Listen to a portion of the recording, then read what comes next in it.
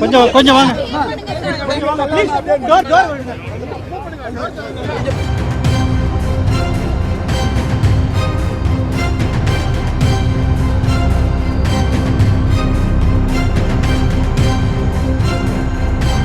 துணை முதல்வர் உதயநிதியிடம் கேள்வி எழுப்பிய செய்தியாளர் மைக்கை அமைச்சர் சேகர் பாபு கோவத்தில் கீழே தள்ளிவிட்ட சம்பவம் அதிர்ச்சியை ஏற்படுத்தியுள்ளது. தெரியும், பிரபலமாக இருக்கும். அத்தனை வகையான உணவு வகைகளும் இங்கே உள்ள ஸ்டாலில் இடம்பெற்றிருக்கிறது. கிட்டத்தட்ட 100 வகையான உணவு வகைகள் இங்கே கிடைக்கும். ரீசனபிளான விலையில் விற்கப்படுகின்றது. ரெடி டு ஈட் உணவு வகைகளை விற்பனை செய்த 7 அரங்கங்கள் அமைக்கப்பட்டுள்ளன. சுயஉதவி குழுக்களுடைய பொருட்கள் உற்பத்தி செய்த கைவினைப் பொருட்களை 45 வகையான பொருட்கள் 3 அரங்குகளில் விற்பனைக்காக வைக்கப்பட்டுள்ளது. சுகாதாரமான முறையில் மக்களுக்கு பிடிக்கின்ற வகையில் தரமான உணவுகள் இங்கே விற்கப்படுகின்றது.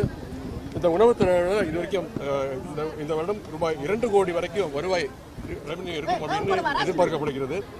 சுயஉதவி குழுக்களை சேர்ந்த சகோதரிகளை தொழில் முனைவர் ஆக்கிட வேண்டும் என்ற நோக்கத்தில் இந்த உணவு திருவிழாவை நம்முடைய அரசு இன்றைக்கு நடத்தியிருக்கிறது. தமிழ்நாடு அரசு எப்படி மகளிருக்கு பக்கபலமாக இருந்து அவங்களுக்கு தோல்வியிருக்கிறோமோ அதேபோல் பொதுமக்களுக்கு ஒரு வேண்டுகோள். சென்னையில் இருக்கும் பொதுமக்கள் வந்து இந்த உணவு திருவிழாவில் வந்து கலந்து கொண்டு இந்த உணவை ரசிக்க வேண்டும் என்று நான் கேட்டுக்கொள்கின்றேன்.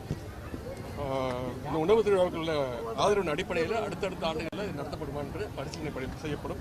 எனவே இந்த உணவு திருவிழாவை சிறக்க என்னுடைய வாழ்த்துக்களை நான் தெரிவித்துக் கொள்கிறேன்.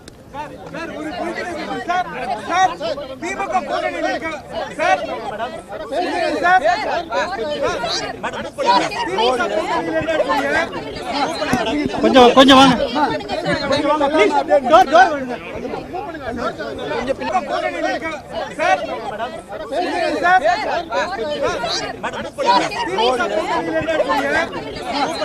கொஞ்சம் கொஞ்சம் வாங்க.